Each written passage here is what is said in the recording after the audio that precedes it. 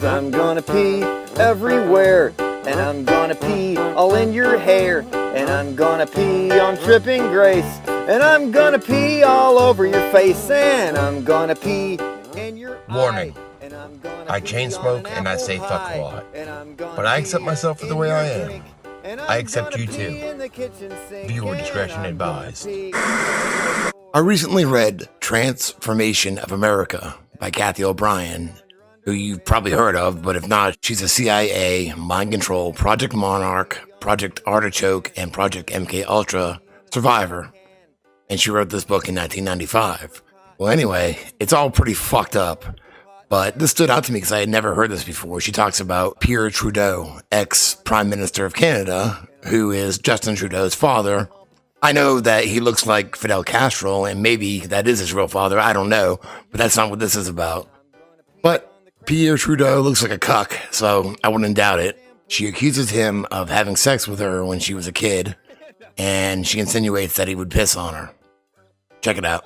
My family routinely vacationed at Mackinac Island, Michigan, which is a small island positioned in the Great Lakes close to the Canadian border. Mackinac Island, due to its geographic location, provided an air of friendliness between the U.S. and Canada that formed my childish perception that our countries knew no boundaries. When Pierre Trudeau was elected Prime Minister of Canada in 1968, I often heard it said, "Pierre Trudeau is one of ours, you know." I first heard this phrase cryptically referring to Trudeau's loyalty to the Vatican when Father Don was discussing him with my father one Sunday after Mass. This fact circulated quickly among those I knew who were involved in the Catholic Jesuit aspect of Project Monarch. What does it mean to be taught by Jesuits? We hear about Jesuits all the time. Well, it's a great experience, I have to say. The summer after Trudeau was elected, my father took the family to Mackinac Island as usual. Climbing on a large statue on the grounds of the governor's mansion, I could see across the field to the Grand Hotel. I noticed Canadian flags flying amongst the American flags that lined the front of the old hotel. As I slid down off the statue, Guy Vanderjagt approached with a drink and a cigarette in his hand. Patting my hair into place, he said, "Straighten your shirt. I've got someone important for you to meet." I knew someone important was here because of those flags, I said, tucking my shirt in my pink shorts. When I was at the Vatican, Vanderjagt began, I was told that Prime Minister Trudeau is a friend of the Pope. He thinks like one of us, a true Catholic. He likes Catholics. Vanderjagt led me upstairs in the mansion, where Pierre Trudeau was lowering the window shades in a dimly lit bedroom crowded with antiques. Vanderjagt closed the door behind me. Trudeau's tuxedo coat was neatly draped over a chair, which left him in his formal pants, white shirt, and a bright red cummerbund, which caught my eye. "I like your sash," I said. "Hasn't anyone told you silence yet?" His somber, gruff attitude was softened by his smooth, silky voice. Triggered into the part of me that endured the right to remain silent, I assumed Trudeau know all about inner dimensions, according to my deliberately formed perceptions. I could not and did not understand that inner dimensions actually equated to the inner dimensions of my own compartmentalized mind. Likewise, I did not understand that keys to the kingdom referred to knowing the codes, keys, and triggers to my controlled mind. Guy said, "You like Cathy licks," I said, repeating what Vanderjagt had told me. "Are you the keeper of the keys?"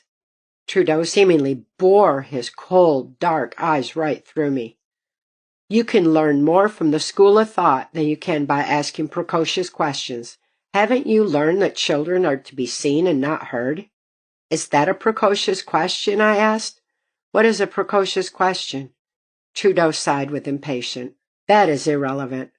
What matters is that you shut your mouth, still your mind, and enter the school of thought. Silence is a virtue. Listen to the silence and the stillness of your mind. Go deep inside your mind," he slowly led. "Deeper and deeper, where it's quiet and still." Trudeau expertly manipulated my mind with sophisticated hypnotic language. Not only did he enlist my silence for the pedophile perversions he indulged in, but he instructed my school of thought in a manner that equated to programming. He laid a foundation for air-water programs that is a mirror-dimensional theme often used by NASA and others involved in Project Monarch. Playing off his own name, Pierre, he added a perverse twist to the theme that he accessed each time I was prostituted to him. Had I been capable of fear, I would have been afraid of Pierre Trudeau.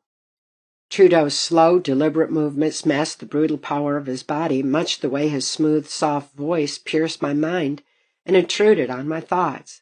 The icy cold touch of his effeminate manicured long fingers contrasted with the heat of his perversion, a perversion for which he blamed me and my contemptuous ways. In my childish ignorance, I believed Trudeau's demeanor and forward-combed hair were characteristic of his French descent. "I know all about the French," I had bragged to my new Grandpa Van when visiting his home in Milwaukee, Wisconsin. Grandpa Van knew Jerry Ford, and subsequently was acquainted with Pierre Trudeau. "What do you know about the French?" Grandpa Van asked me as I sat on his living room floor petting the dog he just brought home. Improperly cued and dumbfounded by his question, I remained silent. "I know you met Pierre Trudeau," he prompted. "I also know you love doggies, so I bought this dog for your grandma now, so you could enjoy him too. His name is Peppy. He's a French poodle." "I know all about the French," I said, mentally comparing the large French poodle in front of me to Trudeau. "They have pretty nails." I stroked Peppy's painted toenails. "They have funny hair." I petted Peppy's clipped fur. "And they pee a lot," I giggled. "You better take 'em outside then," Grandpa Van told me, attaching Peppy's leash. After walking the dog past what I felt like every tree in the neighborhood, I announced that I would call him Pee-Pee. Uncle Bob filmed Peppy and I pornography on numerous occasions, producing bestiality films that I would later learn Pierre Trudeau was privy to.